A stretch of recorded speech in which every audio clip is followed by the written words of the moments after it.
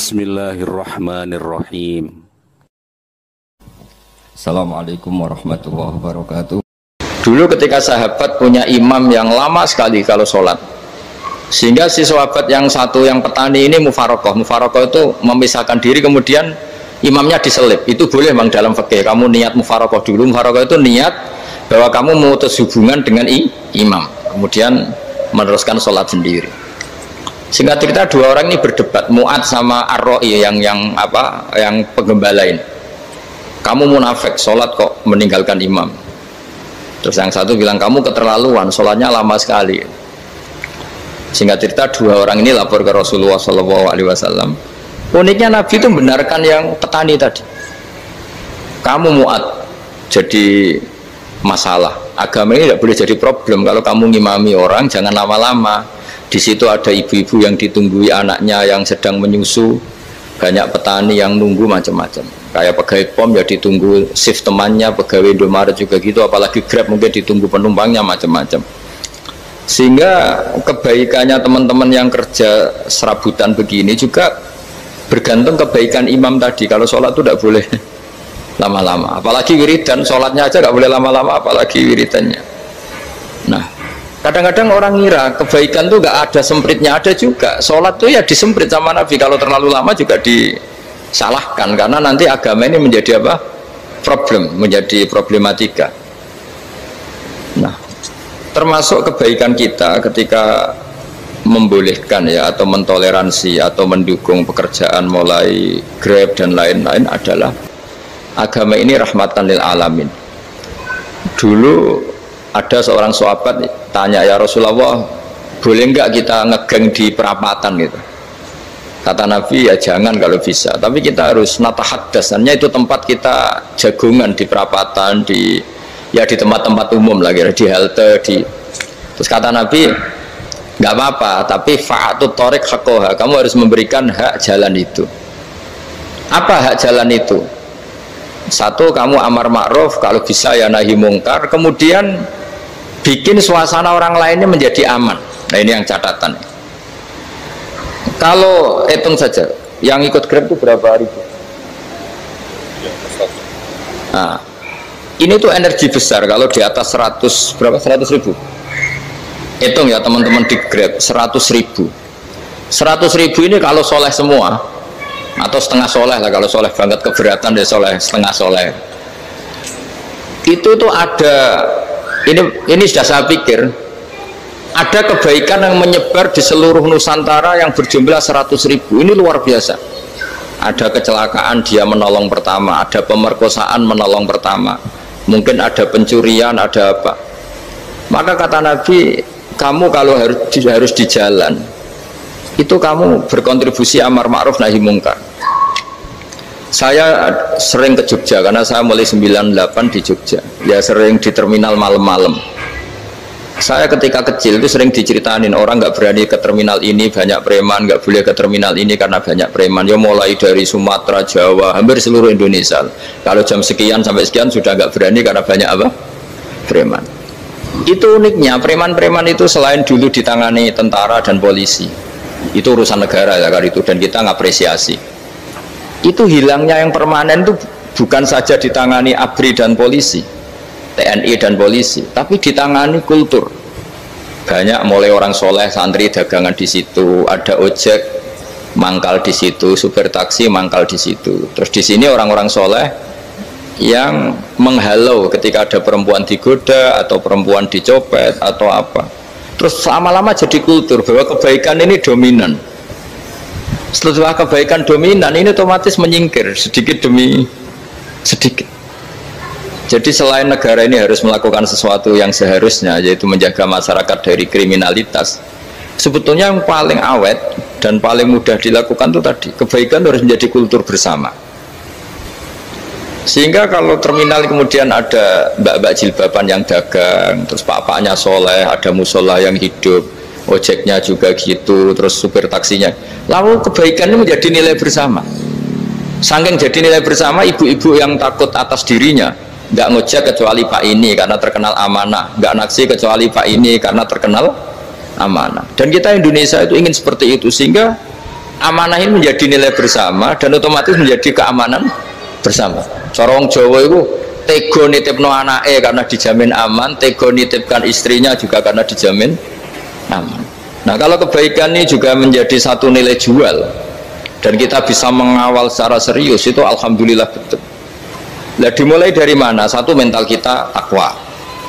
Kedua, sistem sosial, bahwa kita terkoneksi oleh indukan ya, juga terkoneksi oleh kepolisian. Maksudnya karena kita terdaftar, kalau ada anak hilang kan tinggal ini yang bawa wahyu misalnya. Nah, jadi saya mohon, semohon-mohonnya, kebaikan ini harus jadi nilai bersama. Setelah terminal itu banyak orang baik, otomatis yang ini tuh menyingkir itu. Akhirnya apa? Nanti yang bos-bosnya toko itu ya hanya nitipkan sama orang soleh, yang mau nge-grab juga hanya titip sama yang soleh, begitu seterusnya, sehingga jadi siklus kebaikan yang bersama. Nah, ini yang dimaksud Quran, wa tamiru bainakum bima'ruf. Iktimar itu namanya urusan bersama ya, saya ulang lagi ya. Jadi orang Arab kalau bilang iktimar itu urusan bersama, sehingga bahasa Arabnya konferensi besar itu kalau di NU disebut apa? Muktamar. Muktamar itu menjadikan urusan publik dirembuk, itu namanya apa? Muktamar. Nah, diantara kebaikan yang diinginkan Islam itu wa tamiru bainakum bima'ruf. Urusan kebaikan ini menjadi urusan apa? Bersama. Ya, saya contoh itu kecil saya itu mesti dikandani sama orang-orang tua, jangan di terminal ini sampai jam ini, jangan di perapatan ini ketika sudah jam begini. Tapi barokahnya orang soleh bertebaran di mana-mana itu.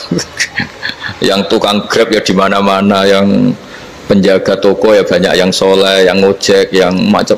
Sehingga di terminal itu nyari tempat sholat ya gampang, cari tempat duduk ya gampang, nyari orang amanah ya gampang. Bahkan lama-lama yang nggak amanah ini nggak laku. Dan ini yang kita inginkan. Dan ketika nggak laku, akhirnya dia kalau ingin laku harus amanah, atau ingin laku harus tobat. Nah, agama ini urusan bersama, sehingga Allah mengistilahkan wa tamiru bainakum bima'ruf. Jadikan kebaikan ini urusan bersama. Sehingga karena ini urusan bersama, ketika kita jadi kiai juga harus, kalau misalnya tadi ada Gojek kok makmum, atau Grab kok makmum, atau supir bis kok makmum, kiainya harus cepat sholatnya. Jangan baca surat Baqarah, nanti diomel-omelin apa penumpangnya. Begitu juga ibu-ibu menyempatkan jamaah, waktunya ada lama di rumah sudah ditunggu anaknya yang masih menyusu. Makanya Nabi ngendikan idza amma ahadukum as-sholata falyukhaffif. Kalau kamu jadi imam, sholatnya harus relatif cepat. Fa inna fihim ad-dhaif badal hajat. Di antara makmum itu yang banyak punya urusan. Selain ada yang lemah, ada yang punya banyak urusan.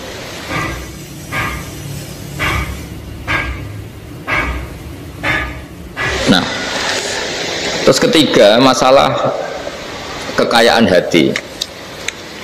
Kekayaan hati ini penting sekali karena rata-rata teman di Grab itu kan miskin lah. Tapi jangan miskin sampai miskin hati itu. Bahwa kamu nyari nafkah itu sudah ibadah, berkelana di bumi Allah juga ibadah, menyaksikan macam-macamnya orang itu juga ibadah. Bahkan menambah khazanah ilmu. Di antara warisan ilmu yang kita dapatkan dari Rasulullah SAW, misalnya kamu jalan-jalan, punya kaki dua, punya tangan dua. Gara-gara jalan-jalan sering ngerti orang yang buntung. Alhamdulillah meskipun saya hanya Grab masih punya kaki itu. Terus ketemu orang buta ya gitu. Alhamdulillah ladzi afani mimma btalaka bih. Alhamdulillah saya terselamatkan dari seperti itu. Sehingga melihat orang maksiat juga gitu. Saya meskipun gini terselamatkan dari jari tempat maksiat, dari sehingga hidup itu tidak nelongso gitu. Ada nilai lebih yang kita punyai. Jadi diantara kebaikan Islam adalah orang disuruh ingat sisi nikmat. Nah, kalau nikmat itu sudah ada semua, kata Imam Ghazali, nikmat hidup. Kata Imam Ghazali, jika nggak ada kenikmatan yang Anda punyai, kamu datang ke kuburan. Disuruh datang ke kuburan. Dan kamu bilang begini, kenikmatan kembali ke dunia adalah kenikmatan yang diinginkan mulai yang mati zaman Nabi Adam sampai kiamat. Jadi kalau Fir'aun yang pernah jadi raja, Namrud, semuanya, bahkan orang-orang soleh sekalipun, kalau kamu tanya keinginan terbaiknya apa? Ingin kembali hidup untuk membenahi kesalahannya zaman hidup. Artinya apa? Kehidupan yang kita miliki sekarang adalah kenikmatan yang dirindukan mulai yang mati zaman Nabi Adam sampai kiamat. Maknanya apa? Kita punya kenikmatan yang luar biasa karena kenikmatan yang dirindukan oleh orang yang sudah mati mulai dulu sampai sekarang. Apapun masalah hidup Anda ini punya kenikmatan yang nggak tertandingi, yaitu namanya hidup. Barokahnya hidup itu kita bisa tobat. Setidaknya ingin tobat. Kalau nggak bisa tobat, ingin tobat. Makanya di Indonesia itu banyak nyuwun sewu, banyak maling yang anaknya itu soleh, karena kalau ngandani anaknya tetap gini, wes le bapak tok sing lakoni kowe ojo, bapak tok yang alami ini kamu jangan. Banyak di Indonesia orang nggak bisa baca Quran, anaknya hafid, karena setiap bodoh itu tidak diwariskan. Wes le bapak tok sing bodoh kowe ojo bodoh. Mungkin teman-teman di Grab juga gitu, wes bapak tok cong sing nasib ngene kowe ojo. Jadi kebaikan begini itu akan terus menerus diwariskan. Sehingga banyak orang tidak tamat SD anaknya dosen, nggak tamat SMP anaknya dekan.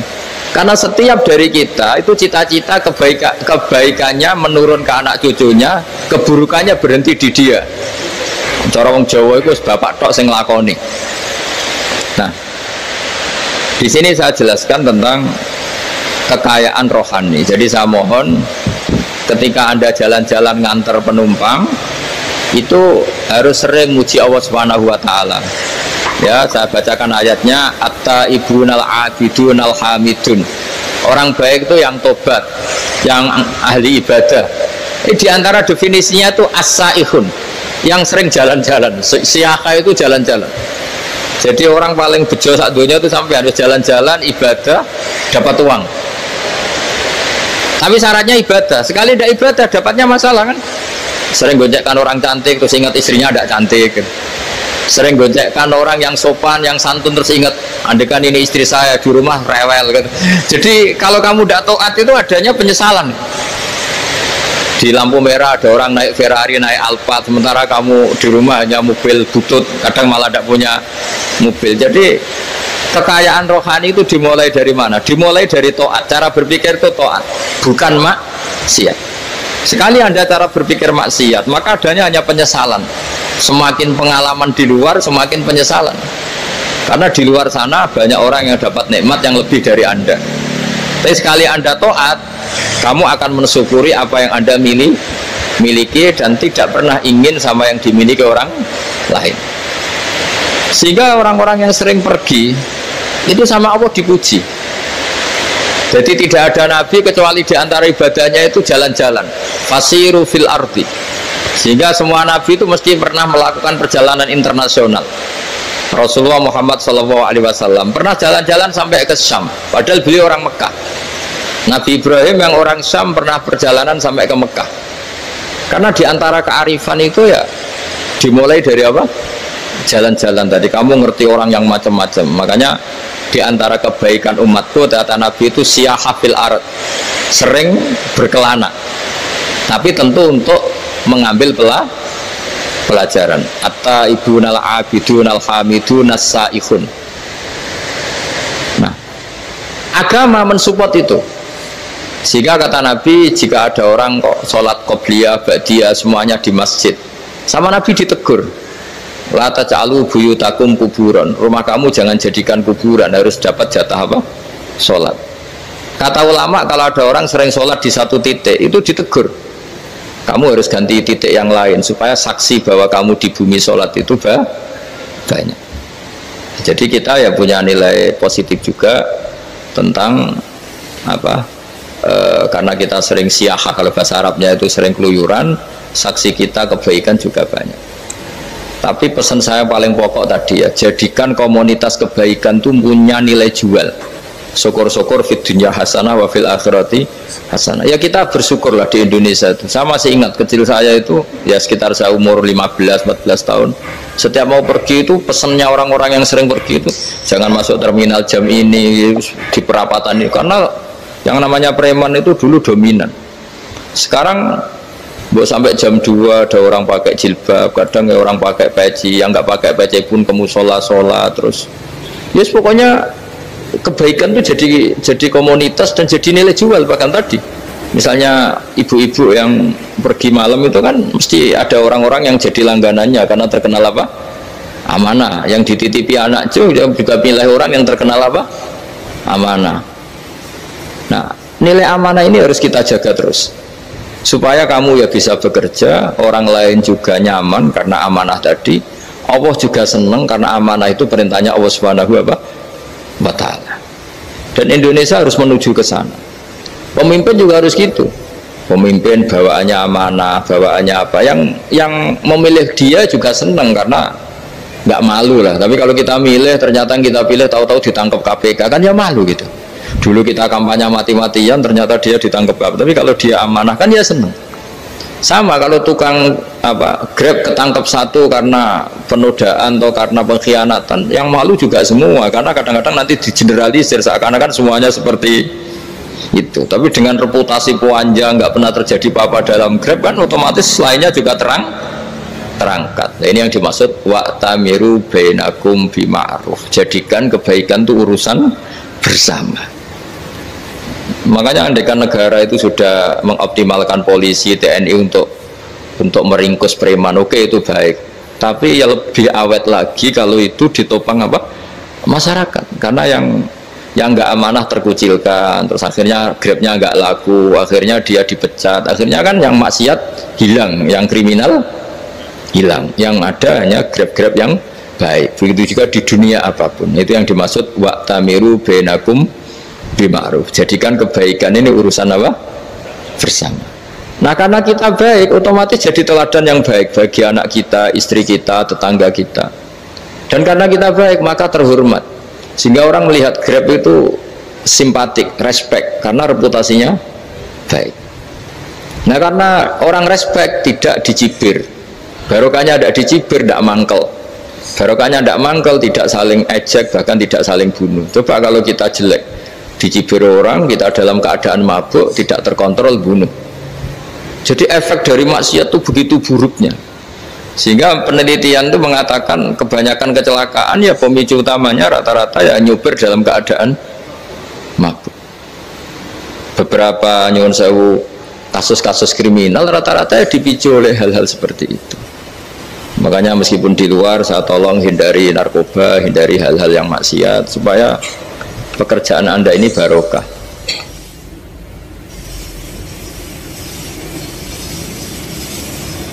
Kemudian yang terakhir saya beri ijazah tentang Al-Fatihah ya, karena ini surat yang populer. Kalau saya ijazahi Quran 30 juz pasti sampean nggak hafal. Atau ijazah surat Baqarah, kalau mau Baqarah mau. Ijazahi surat Baqarah mau 2 juz setengah. Mau Mas Asep? Ya Fatihah aja yang gampang ya. Nah, ya kulhu Fatihah ini paket ringan ini. Tapi pahalanya apa? Besar. Ini beda ya, artinya selama ini mungkin Anda baca tapi monoton ya. Tapi ini saya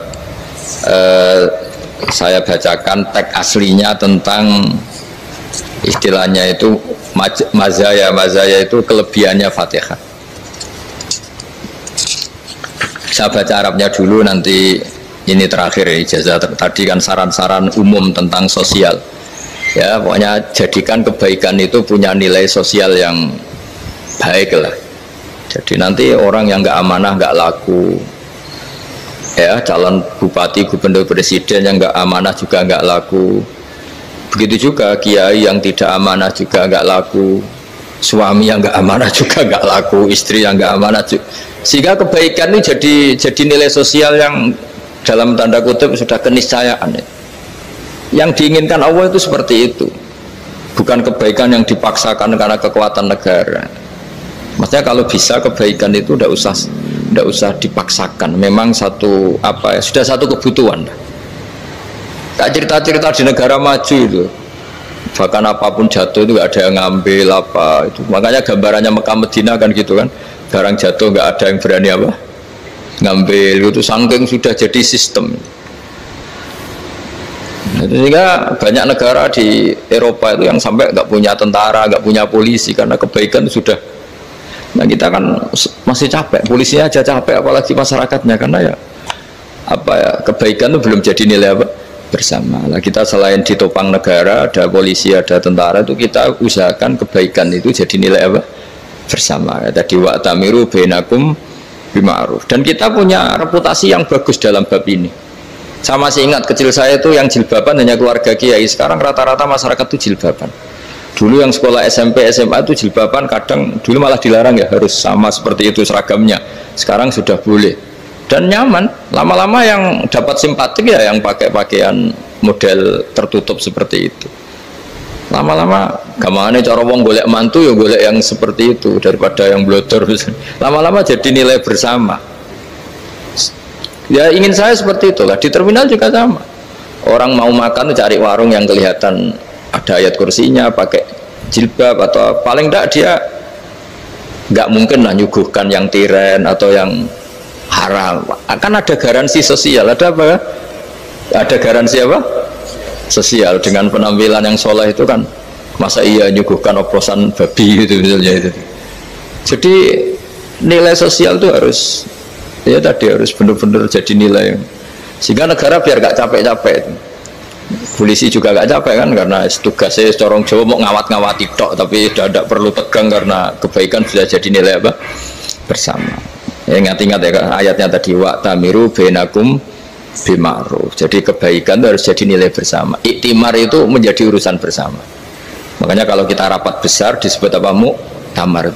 Muktamar itu urusan bersama.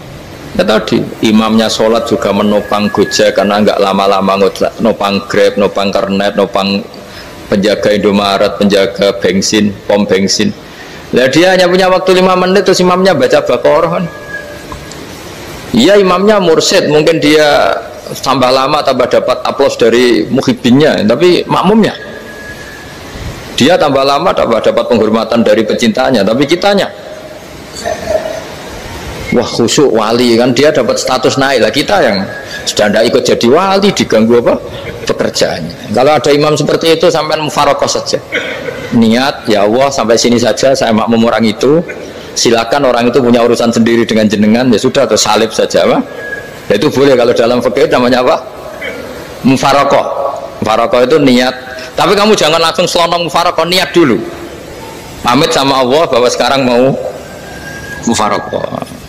Ya, tapi ya jadi sholat yang aneh kan, imamnya masih rukuk, kamu terus sujud, terus apa-apa selesai ya. Mungkin dalam pandangan itu orang lain ini maksudnya makmum gimana ini kok begini. Tapi sudahlah Allah Maha tahu. Nah, insya Allah dimaklumi. Ya saya baca tentang Fatihah ya, karena sampean pasti sering baca Fatihah. Supaya apa sekaligus jadi jimat lah gitu. Jadi kalau kamu sering di jalan-jalan yang mungkin sepi atau mungkin kan tidak semua teman Grab itu nasibnya bagus yang di Semarang Jogja, mungkin yang di Kalimantan di Papua kan ada yang 10 kilo gak ketemu rumah ya kan, yang lihat di TV-TV itu kan kasihan kan, sudah 10 kilo gak ketemu rumah, penumpangnya kewekar preman tuh kan, ini makan orang enggak kan udah kan ujiannya dua. Kalau penumpangnya cantik itu ya kecoba syahwat, kalau preman takut, jadi orang itu selalu ujian itu. Sing sedengan itu kan jarang orang itu. Jadi kalau penumpangnya perempuan cantik ujiannya itu syahwat, kalau preman ujiannya ketakutan. Kalau orang yang lemah bau uang ujiannya kamu ingin garong. Jadi hidup itu memang semuanya ujian. Liyabluwakum ayyukum ahsanu amala. Makanya saya sering ditanya oleh teman-teman, Gus, nah ujiannya kenal wong wedok elek piye? Sama, kenal wong ayu ujiannya syahwat, kenal wong elek ujiannya ngenyek, itu sama-sama dosa. Syahwat ya dosa, ngenyek juga dosa. Welek keriting untuk metu ya dosa, ngomong gitu. Kadang-kadang orang berpikir enak kancanan wong elek gak dosa. Kata siapa kancanan wong elek itu ya dosa karena bawaannya ngenyek. Ngenyek itu menyepelekan itu. Makanya saya itu ya nggak mau berteman sampean. Nanti kan bawaannya ngenyek atau seneng ya tidak tahu. Ya sudah ada takdir saja, kalau ketemu ya tak ulang ngaji gitu. Tapi ini ngaji terakhir, setelah ini ngaji biasa aja, tidak usah resmi gini. Ngaji kok resmi aneh. Pokoknya nanti suatu saat kalau pandemi sudah berlalu saya akan ngaji Rebonan, ini ngaji. Ini ngaji yang kurang bagus karena ngatur kiai kurang berkah ini. Nanti tapi ya lumayan lah masih mau ngaji. Ngaji kok tanggal ini, jam ini. Sekarang suatu saat kamu tak panggil, Mas Wahyu datang ke sini jam ini, tidak mesti bisa. Mungkin pas ada acara apa, oh, maaf ke sini pas ngecek, pas apa. Jadi ya sudah, tapi tak maafkan, enggak apa-apa. Takdir ya. Tak bacakan supaya sampean tahu keramatnya bismillah. Nah, sebelum saya bacakan bismillah Fatihah, tak beritahu tentang ilmu tafsirnya karena ini penting sekali. Fatihah itu dawuhnya Allah, tentu itu dawuhnya Allah. Saya ulang lagi, itu kalam Allah. Tapi yang sudah diberikan kesampaian ke kita semua. Sehingga seakan-akan itu menjadi dawuhnya kita ke Allah. Jangan salah loh ya, Fatihah itu dawuh Allah tapi sudah diberikan ke kita. Sehingga posisi kita itu yang punya itu. Nah, kenapa ini perlu dijelaskan? Karena nanti ada kalimat iyyaka na'budu wa iyyaka nasta'in. Kalau itu masih kalam Allah, berarti Allah ngomong ke kamu, ngendikan ke kamu, kepadamu aku menyembah. Masa Allah menyembah kamu? Nah, sehingga ilmu tafsir itu menyelesaikan itu dulu ya. Saya ulang lagi ya, sebelum sampean sering baca Fatihah, aku yakin ya sering baca. Tapi barokahnya tidak paham itu tidak pernah janggal. Enggak paham itu ya penting supaya tidak iskal, tidak janggal. Sebetulnya di kalimat itu ada yang janggal. Kalau Fatihah itu kalimatnya Allah atau kalam Allah, bagaimana dengan kata-kata iyyaka na'budu? Masa Allah ngendikan ke kita, kepadamu kami menyembah? Masa Allah menyembah kita? Maka penyelesaiannya secara ilmu tafsir gimana? Semua ulama mengatakan, bukan satu dua, semuanya mengatakan di Fatihah itu semuanya diberi kawalan kalimat. Saya ulang lagi ya, di Fatihah itu semuanya diberi awalan kalimat qulu, katakan wahai hambaku begini ya, katakan wahai hambaku begini. Nah, begini ini pelajaran dari Allah yang sudah diberikan ke kita. Terus kita mengatakan bismillahirrahmanirrahim, alhamdulillahirabbil, termasuk kita mengatakan iyyaka na'budu wa iyyaka nasta'in. Jangan bayangkan Allah ngendikan ke kita. Kalau Allah ngendikan kita berarti gini, hei Wahyu, ihdinas siratal mustaqim, tunjukkan saya jalan yang benar. Nah, nanti kamu terus, ya Allah, Anda aja minta tolong saya minta tolong siapa? Kan jadi panjang kan. Ya, saya ulang lagi ya. Jadi itu di Ulumul Quran diterangkan gimana? Sebelum baca Fatihah, ya. Fatihah itu kalamullah, ngendikannya Allah, tapi yang sudah diajarkan ke kita dan sudah milik kita, sehingga kalimat itu menjadi milik kita. Tapi ya kalamullah, tetap kalamullah, tapi sudah menjadi milik kita. Udah paham ya? Ya pinter nah. Ya, karena kalau tanpa penjelasan seperti ini, Anda akan iskal. Bagaimana Allah, iskal itu janggal. Bagaimana Allah mengatakan iya karena butuh? Kan jadi aneh ya? Ya, jadi tak jelaskan secara ilmiah ya. Jadi kata ulama-ulama tafsir, ayat-ayat Quran seperti ini sebetulnya dimulai dari qulu apa? Meskipun nggak dilafatkan. Itu kan sama dengan qul huwallahu ahad Muhammad, katakan kalau Tuhan itu satu. Ya, namanya Quran itu kan kalam Allah, membina nabinya, membina umatnya. Makanya dikatakan atau enggak, di sini tersembunyi kata qulu, katakan.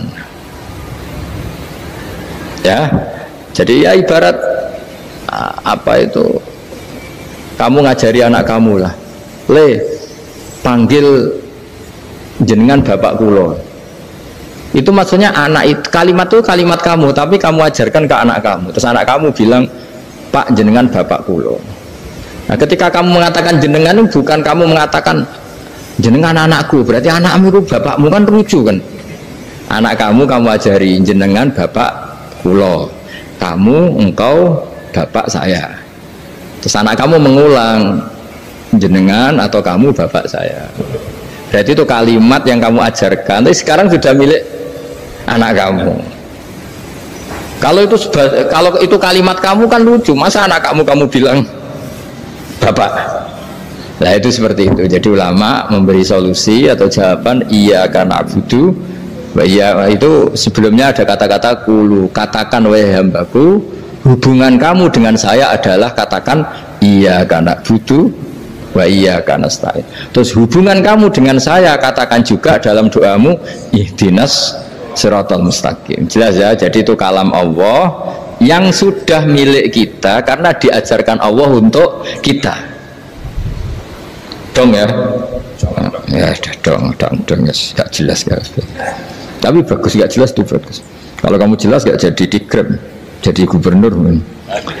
Min azimi fadliha kasratu asma'iha wa fadail ukhra. Ini cerita dramatisnya surat Al-Fatihah. Qala Abu Hurairah radhiyallahu anhu inna iblisa ranna khina unzilat Al-Fatihah. Jadi iblis itu begitu kesakitan.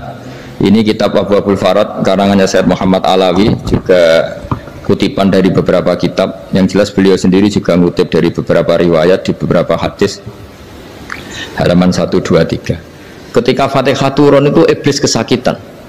Kayak orang sakit gigi lah, tersiksa sisanya karena turunnya surat apa? Al-Fatihah. Artinya kalau Anda baca Fatihah dijiwai, maka Anda melemahkan setan, melemahkan iblis.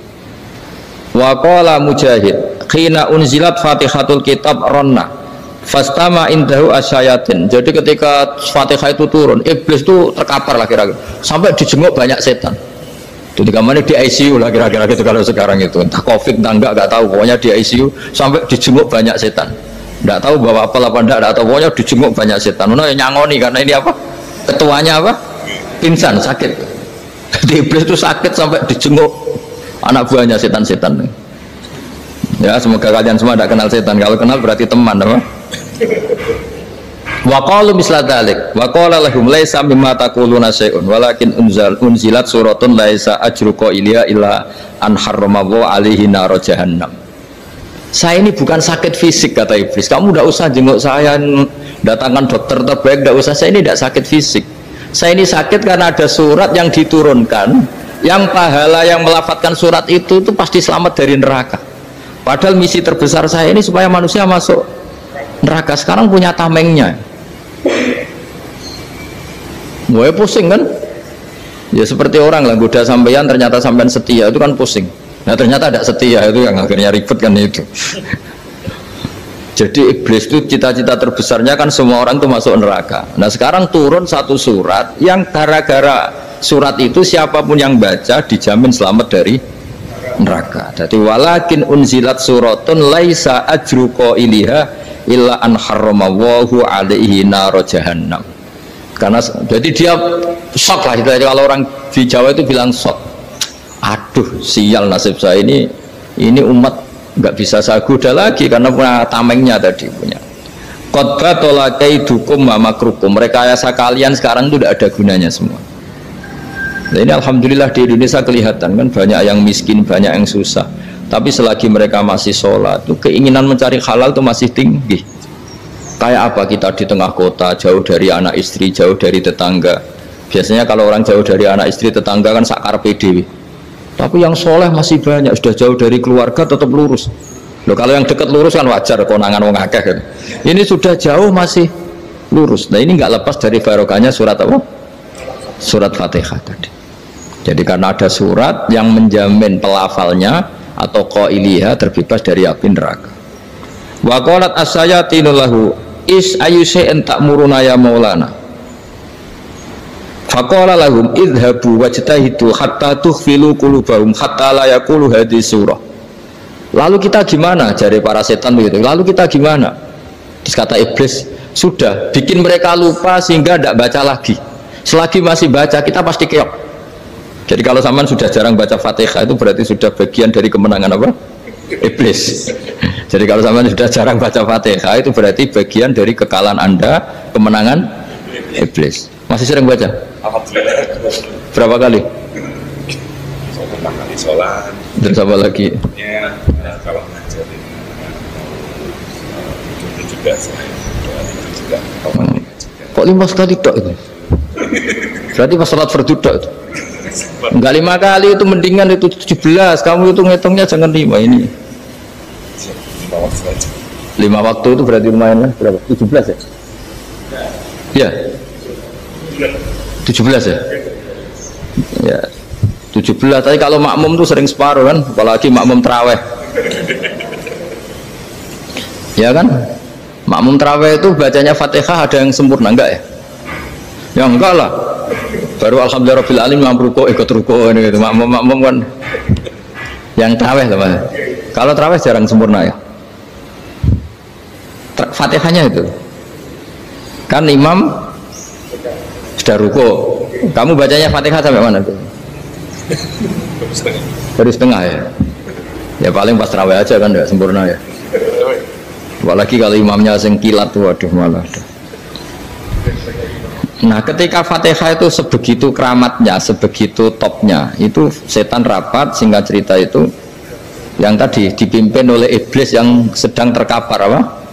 Terus tali obatnya nggak ada, cuma dia shock karena ada surat yang turun yang melafatkan itu pasti selamat dari apa?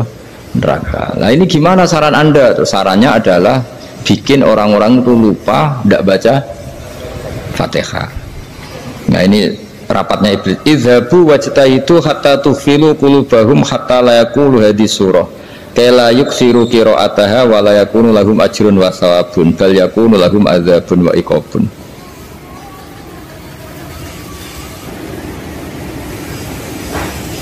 Jadi saya mohon selama ini Anda sudah baca, tapi mungkin hanya rutin saja. Napa rutin saja? Jadi barokahnya ngaji ini kamu punya kekuatan atau punya semangat membaca karena ini surat yang luar biasa. Ibarat gini, kalau sampean tanya, saya juga sering mikir, masa Gus hanya surat kok punya kekuatan seperti itu?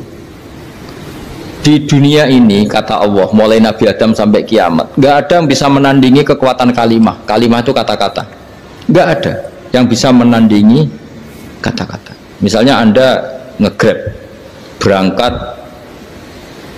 istri cuek, berangkat cuek, itu beda dengan ketika meskipun satu kalimat, wes Pak, muga-muga dilindungi pangeran, mungkin jenengan selamat, itu menjadi teduh dan semangatnya luar biasa karena kayak mendapat support.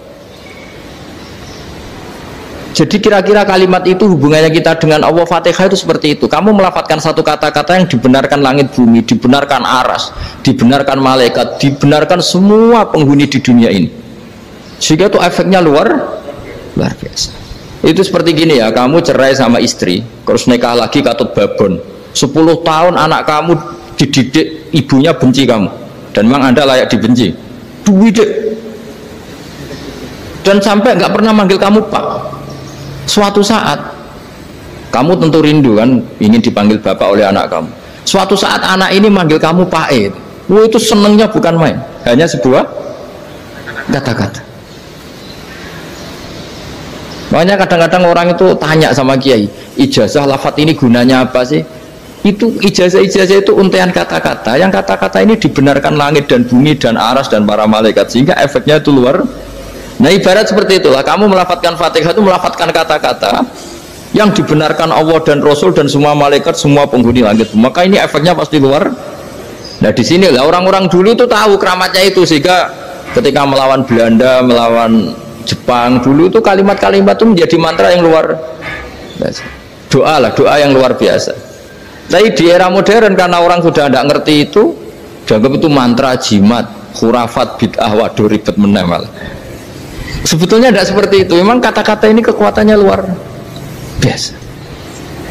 Sama kesakitan hati kamu juga karena itu. Wis ngojek wangilan. Lha Pak di bojo kok kowe gagahe tok kere. Wah, iku seling terus mesti. Padahal kalimat itu kan tidak melukai secara fisik, tapi apa kerjanya sesuk sarasa-rasa. Karena terus dengan pengadilan seperti itu kan, ngapain kerja demi perempuan yang seperti ini? Lagi-lagi kata-kata ini luar. Nah bayangkan kalau kata-kata itu adalah kalimat yang diajarkan Allah lewat Rasulnya, lewat malaikat Jibril. Kayak apa kekuatannya itu? Nah kira-kira Fatihah itu gitu.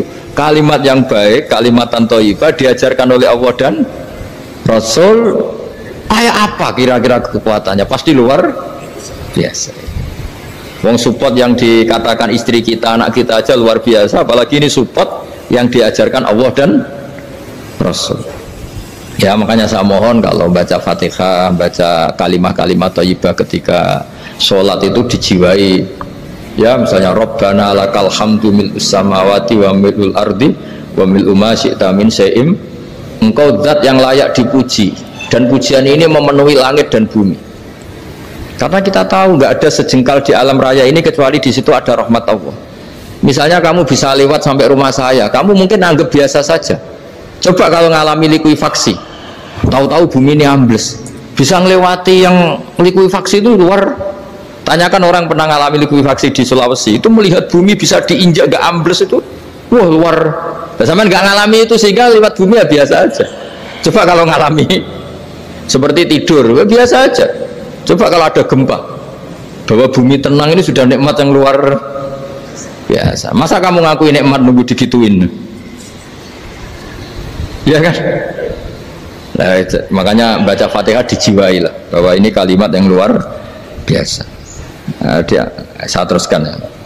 Warwa Muslimun fi sahihihi an Ibnu Abbas radhiyallahu anhuma annahu qala bainama Jibril alaihi salam qaidun dan Nabi itsami anaqidan min fawqih farafa ra'sahu faqala hadza babun minas sama futihal yawma lam yuftaqadu ilal yaum fanazala minhu malakun faqala hadza malakun nazala ilal ardi walam yanzil qattu illal yauma fasallim waqal absyir binuraini qad uti tahuma lam yu'tahuma nabiyyun qablak Fatihatul kitab wa khawatimu suratil baqarah.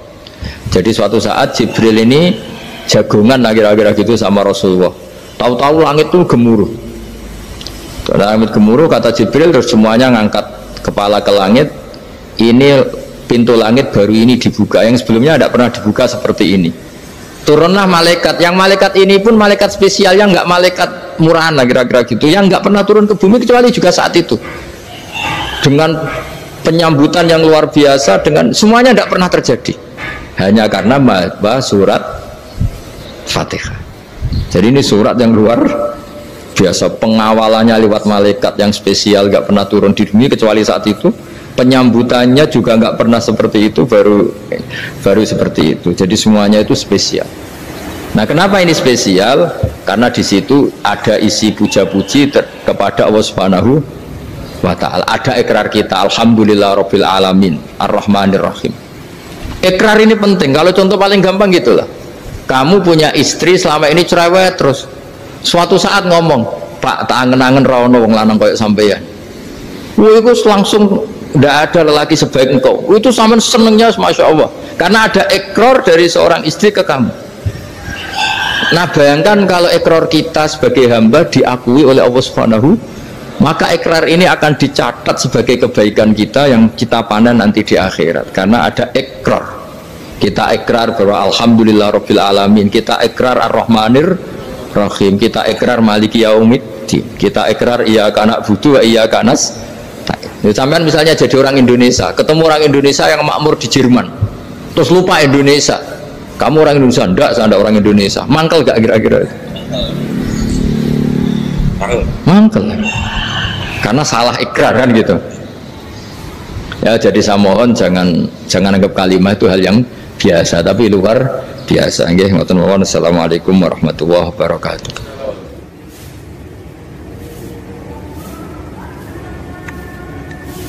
Saya berkali-kali kampanye di mana-mana lah, kampanye dan menganjurkan. Di antara catatan dalam Suhufi Ibrahim wa Musa kan ada kan di Quran itu yang dinamakan lampiran-lampiran wasiatnya Nabi Ibrahim dan Nabi Musa. Itu di antara catatannya begini. Orang yang punya akal itu adalah orang yang bisa menikmati sesuatu yang baik. Misalnya gini, contoh gampang gini. Kamu punya anak pertama atau punya anak yang masih kecil, itu gendong tuh senengnya bukan main, melihat anak sehat tuh senengnya bukan main. Mungkin saat itu banyak orang yang sedang maksiat dengan perempuan nakal atau dengan teman-teman nakalnya, yang nganggap seperti itu tidak nikmat. Tapi andaikan ini ditimbang ya ditimbang, yang maksiat betulan misalnya paling ukuran bahagianya itu 70%. Tapi yang ini, yang nimang anak baru lahir atau masih kecil, corong Jawa ngeloni anak, bisa saja bahagianya itu sampai 100%. Artinya selama ini kesalahan kita adalah nganggap maksiat itu pasti menyenangkan dan taat itu tidak menyenangkan. Makanya saya berkali-kali fatwa, untuk melawan kenikmatan maksiat, orang harus terbiasa menikmati taat, menikmati kebaikan. Jangan kira kita nimang istri nikmat, nimang anak nikmat, ketemu teman yang lama tidak ketemu juga nikmat. Artinya kita akan melewati berjam-jam untuk jagungan sama teman, sama anak, sama istri, dan itu harus kamu nikmati. supaya mengganti tidak berkebutuhan nikmat yang lewat jalur maksiat. Jadi saya mohon sarana-sarana yang menyenangkan itu, yang taat itu kita maksimalkan. Makanya bapak saya tuh sering pesen, kowe nak ngaji sing guyon, sing seneng. Nanti wong maksiat tuh karena cari kesenangan.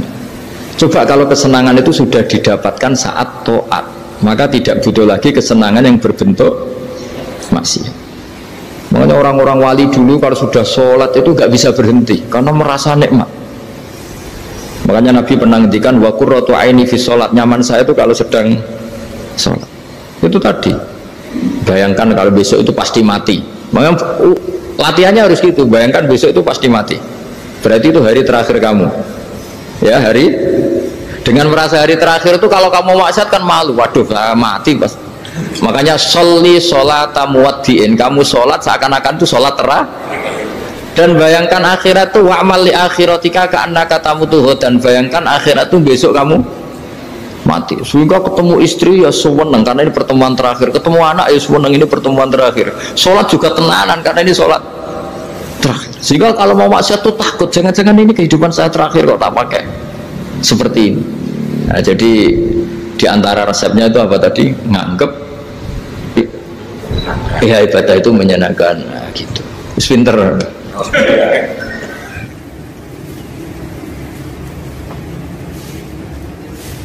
Oke, satu pertanyaan lagi, Gus.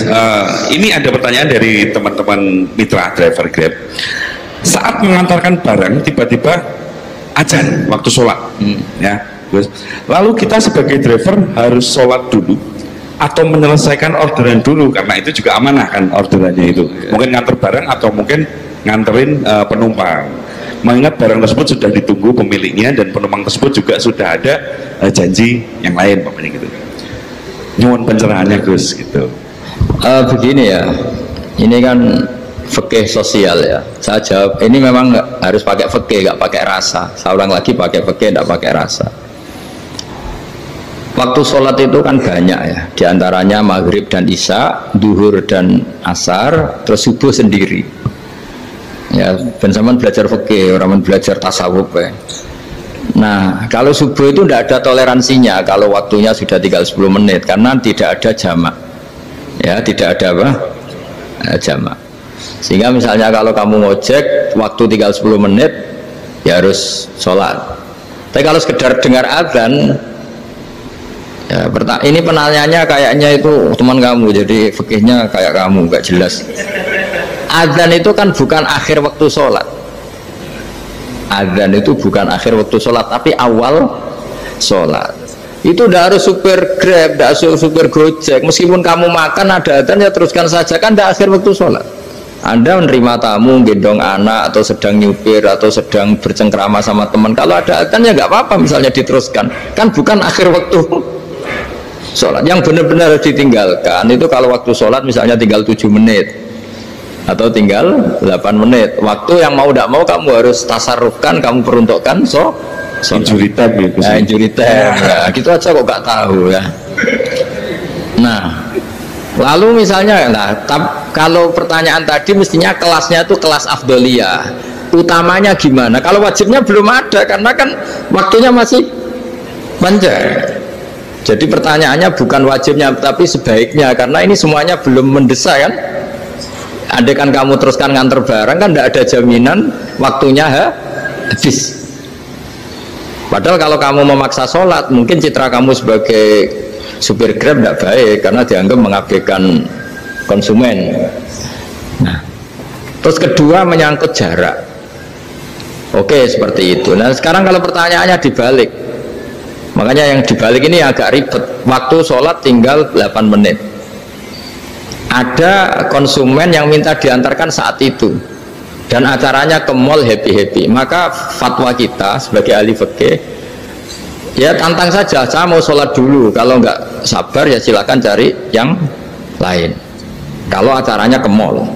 Tapi kalau acaranya kelahiran atau transfusi darah atau mau nganterin darah ke pasien yang sudah koma, maka kita langsung, karena ibadah sosial itu didahulukan mengalahkan ibadah yang haknya Allah, karena Allah itu zat yang tidak butuh ibadah kalian. Tapi kalau pasien ini kalau nggak nang kesampaian darahnya mati misalnya. Jadi kamane Allah luwih apian lah gitu. Makanya masyhur kalau dalam fikih hak Allah sama hak adami ini dimenangkan hak adami. Tapi bukan karena Allah kita kalahkan. Allah tidak butuh itu semua. Jadi dikalahkan tapi bukan karena kalah, justru karena tidak butuh. Ya ibarat gini lah, Allah itu saking baiknya Allah kan pasti di atas orang tua kita, itu pasti ulang lagi, baiknya Allah pasti di atas orang tua kita saja baik, apalagi Allah. Misalnya orang tua kamu butuh uang 5.000, adik kamu butuh uang 5.000, adik kamu yang kecil atau ya, kira-kira orang tua kamu tuh nyuruh dikasihkan beliau apa adik kamu, kira-kira saja ke adik kamu. Nah Allah itu saking baiknya, hal yang terkait Allah, misalnya tadi sholat tepat waktu sama ibadah sosial itu disuruh ibadah sosial. Karena ini kalau nggak kesampaian transfusi darahnya atau apalah, atau kamu dokter yang harus mengurus operasi waktunya tinggal 5 menit, kamu harus ngoperasi pasien dulu karena Allah bisa menerima sholat kamu. Nah tak terangkan lagi ini fikih terus. Lalu sholat yang apa? Kalau sholat itu antara maghrib dan isya dan nanti yang terlambat itu maghrib, kita ngikuti ulama yang mengatakan jika ada darurat maka maghrib dan isya boleh dijamak meskipun tidak atas nama pergi. Kan jarak kamu kan tidak jarak masafatu qasrin. Artinya apa? Misalnya saya dokter harus operasi, waktu saya tinggal 8 menit mau maghrib, ternyata harus ada operasi. Kalau saya nggak nangani mati, saya harus operasi. Dan nanti waktu saya maghrib habis itu tidak harus dikatakan kodok atau yang mengeluarkan maghrib dari waktunya. Bisa saja menurut ulama dianggap boleh dijamak takhir dengan isya karena kondisinya masih waktu jam'in. Begitu juga duhur dengan asar.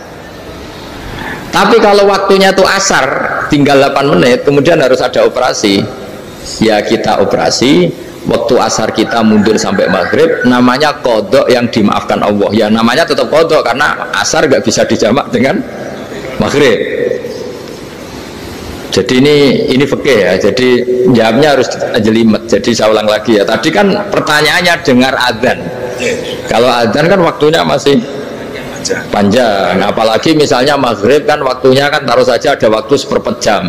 Ternyata andekan kamu antar hanya butuh waktu 7 menit, kan nggak ngefek sama sama saya nyanda lah. Nah, nyanda gitu.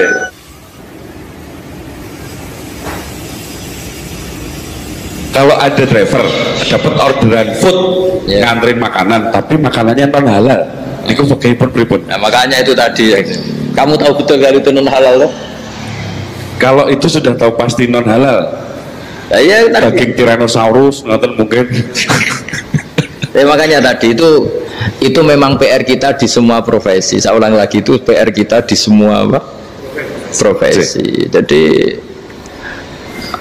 ya itu makanya pentingnya istighfar tuh di situ tuh sudah kita sebagai ulama menghalalkan tidak mungkin, mengharamkan kamu juga demo. Ini pekerjaan bis gitu.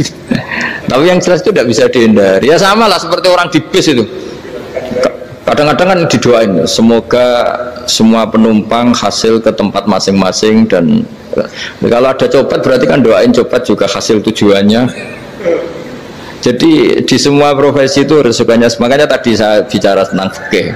Kaidah umumnya menolong maksiat itu bagian dari maksiat, menolong taat itu bagian dari taat. Mau tidak mau harus ada hukumnya. Setidaknya barokahnya tahu hukum. Kalau kita salah belum istighfar gitu, sudah salah nggak merasa salah itu. Jadi barokahnya tahu hukum itu paling enggak kan kita ya istighfar lah. Kan ya tadi seperti paket misalnya, kan ada saja orang paket yang jelas-jelas barangnya itu haram, tapi atas nama profesionalitas kan mungkin tetap dikirimkan, tapi barokahnya ngerti hukum dia istighfar. Nah tapi karena kalau kita menyarankan sudah ada usah pekerjaan yang lain banyak nanti kan rai-rai potongan tawakal dikandani ngono kan ya repot deh. Nah kalau kita kiai guys gak apa-apa, terus pangeran suge. Menurut sampean saya ternuntut, Gus saya karena fatwa jenengan saya sekarang miskin, ini gimana pertanggung jawabannya? Ya ribet kan. Tapi saya ulang lagi, itu seninya ngelola kehidupan semuanya seperti itu. Jadi makanya kita nggak pernah berhenti berdoa, Robbana dzolamna anfusana, karena dalam sisi semua hidup kita pasti ada unsur nggak benernya gitu. Ya saya ulang lagi, pokoknya kaidah umumnya itu menolong taat itu ya ikut bagian dari taat, menolong maksiat ya bagian dari maksiat. Tapi ya tadi ya kita harus istighfar kan. Cuma tadi yang jelas-jelas maksiat dan kita tidak tajassus. Saya ulang lagi, tidak tajassus itu neliti wong nanti jelimet. Jadi misalnya ada perempuan mau ngojek ke sini ya jangan terus aja, jangan tanya detail.